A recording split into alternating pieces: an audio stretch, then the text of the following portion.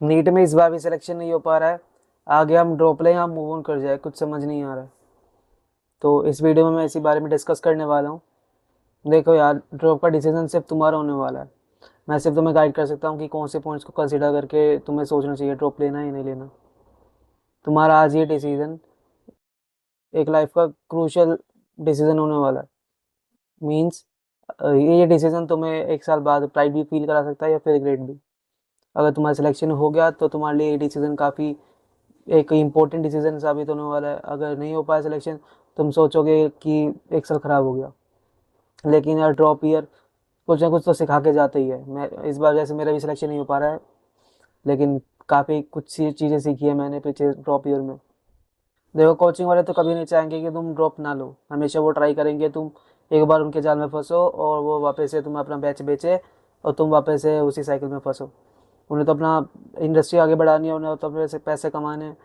वो तो चाहते ही हैं कि तुम आगे बढ़ो, लेकिन तुम्हें सोचना है ये, तुम्हारी एज भी आगे बढ़ती जा रही है और तुम करियर में भी वहीं पर ज़ीरो पे अटके हुए हो। तो ये तुम्हारा फैसला होता है, होने वाला है।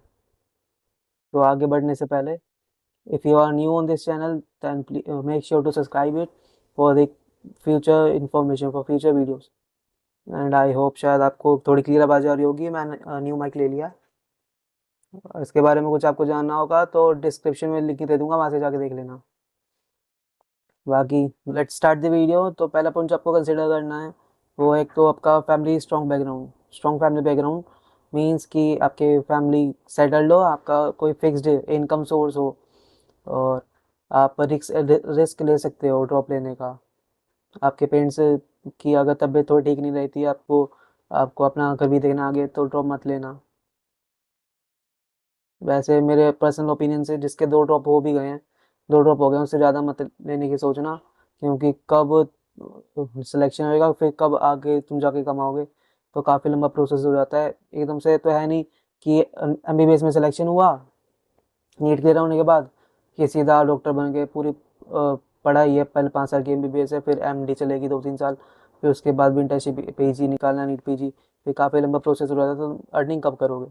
तो दो ड्रॉप से ज़्यादा मत सोचना मेरे अकॉर्डिंग। बाकी जो तुम्हारी तुम्हारी मर्जी, लेने तो तुम 4-5 ड्रॉप भी ले लो, लेकिन उसका कुछ फ़ायदा रहता नहीं है। निकल जाता है नीट, ऐसी बात नहीं है, लेकिन साल तो वेस्ट हो ही गया। उसके बाद हम दूसरा पॉइंट के जो कंसिडर कर सकते हैं वो है chance of self improvement. Means कि तुमने पिछले साल कौन सी गलतियाँ करी थी। तुम जो पिछले साल तुमने नीट के पेपर में कौन सी गलतियाँ करी हैं, तुम्हें पता होगा अपना कि कहाँ पर कमी रहेगी। टेस्ट नहीं दिए या फिर लेक्चर नहीं देखे, कौन सा वीक पोर्शन था तुम्हारा, फिजिक्स वीक थी, केमिस्ट्री वीक थी, बायो वीक थी। तो तुम्हें लग रहा है कि इस साल इम्प्रूवमेंट हो सकता है, कहीं पर है चांसेस जहाँ पर तुम्हारी वीकनेस रहेगी थी पिछली बार, तो तुम ड्रॉप ले सकते हो। अगर तुमने 100% दिया था अपने पिछली बार और इस बार तुम्हें लग रहा है कि कुछ हो नहीं पाएगा इम्प्रूवमेंट, तो ड्रॉप लेना बेकार है।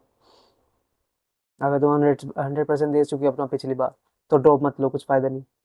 ऐसे ड्रॉप करने की जगह तुम एक साल कहीं और इन्वेस्ट करके देखो, तो शायद पता कहीं इससे ज़्यादा कुछ आउटपुट निकले तुम्हारे लिए। और तीसरा पॉइंट तो सबसे ज़्यादा इम्पोर्टेंट है कि self motivation means self belief, कि तुम्हें अपने आप कितना भरोसा है। जैसे पिछली बार तो मुझे अपने पे थोड़ा था यकीन, मतलब कि इम्प्रूवमेंट कर लूँगा, कि यहाँ कमी रह गई, कुछ था चांसेस कि ये वीक पोर्शन थे। मैं की थी पिछली बार, मतलब मैं था पिछली बार हिम्मत कि ड्रॉप ले लूँगा, आगे मेहनत हो जाएगी। लेकिन इस बार वो सेल्फ बिलीव भी मेरे में ख़त्म हो गया, इसलिए मैं ड्रॉप की सोच ही नहीं रहा। मतलब कि जितनी हिम्मत थी मैंने पिछली बार दी थी, तैयारी की थी, इस बार मुझे लग नहीं पा रहा कि मैं कर पाऊँगा उस तरीके से। तो जो तुम्हारा ये जो स्टार्टिंग के 2 पॉइंट है, ये इतने मायने रखते हैं जितना ये थर्ड पॉइंट रखता है, कि तुम्हारे में तो सेल्फ मोटिवेशन, सेल्फ बिलीफ कितना कि तुम पेपर कर ही लोगे। पूरे साल उसी कंसिस्टेंसी से लेक्चर्स को देखना, टेस्ट देने हैं, पूरे साल पढ़ना है। तो एक पूरा एक साल का लंबा प्रोसेस हो जाता है। तुम जितनी मेहनत करते हो हर एक दिन, वो कलेक्ट होकर पूरे एक साल में एंड में दिखानी होती है तुम्हें नीट के वाले पेपर वाले दिन। तो तुम उसके लिए तैयार हो तो ड्रॉप ड्रॉप 100% लो। और ये 3 मेन पॉइंट्स है मेरे अकॉर्डिंग। तो अगर तुम इनमें से एक भी पॉइंट वीक लग रहा है कि तुम्हें अपने ऊपर थोड़ा शक आ रहा है, तो मत सोचना ड्रॉप के लिए। बाकी और भी ऑप्शन है, उसको ट्राई करो। जैसे मैंने अभी इंस्टा रील्स पे देखा था, एक कोई लड़का था, उसे 9 साल बाद उसका नीट का पेपर निकला है।